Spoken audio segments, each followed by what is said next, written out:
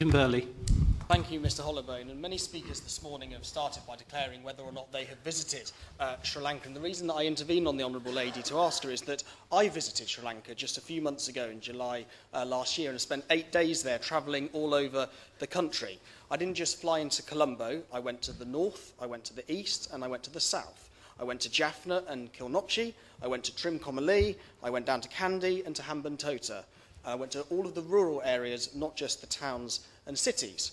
I went to the Jaffna Teaching Hospital and I discussed the lack of medical equipment with some of the doctors there. I went to the Chamber of Commerce and I discussed inward investment with the business leaders. I visited resettlement projects in Ariailai, a mine clearing in Kilnochy with the Halo Trust, which, as the Honourable Member has already mentioned, is partly funded through DFID.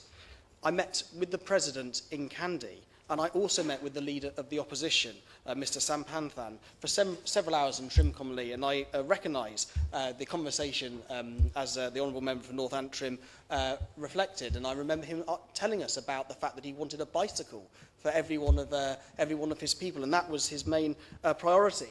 And I give these details of my trip, Mr. Hollowbone, because I do strongly believe one thing, and that is that you can only speak authoritatively and honestly about a subject if you have first-hand experience of it, if you've seen things with your own eyes and formed your own impressions, not just watched a Channel 4 documentary. After all, would you buy a house just because somebody told you it was nice, or would you want to see the property first-hand? Would you move to an area just because someone said it was a nice place to live, or would you want to visit that area first? And everywhere I went, Mr. Hollowbone, on my 8-day trip to Sri Lanka last year, I saw the same thing firsthand. Sinhalese, Tamils and Muslims all living harmoniously with each other, getting on with their lives and rebuilding their country.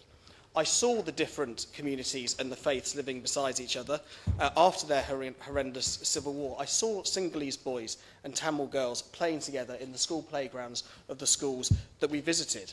And that is why I wanted to speak in this debate this morning, because I believe the UK should be helping Sri Lanka, our former colony, to rebuild itself. That is what British politicians should be doing, understanding Sri Lankans and reconciliation by helping them with the demining so the communities can move back to their own lands. I saw this happening with my own eyes. I saw the minefields being cleared through the Halo Trust and the houses being rebuilt on the old minefields and the growing of crops. I believe this is constructive. We saw HSBC in Sri Lanka, excuse me, we saw Marks and Spencer's in Sri Lanka.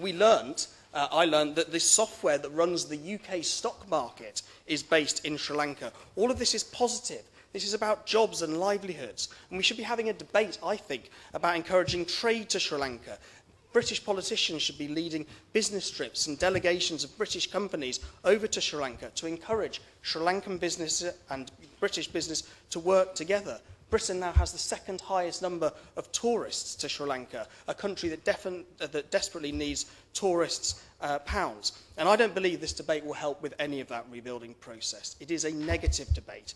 It is perpetuating old myths and stereotypes, and it is based on narrow interest groups in the UK who have their own agendas. The Honourable Gentleman said he was astonished to see the Sri Lankan government lobby here. I'm no lobbyist for the Sri Lankan government. My constituency is 99% white. I have no diaspora. I have no candle to hold for the Sri Lankan government. I'm just saying my first-hand impressions that I actually bothered to go to the country to witness for myself. So I say to the Honourable Lady, don't go to Sri Lanka and speak to the people of Sri Lanka, not the people of Mitcham and Morden. Listen to what they have to say.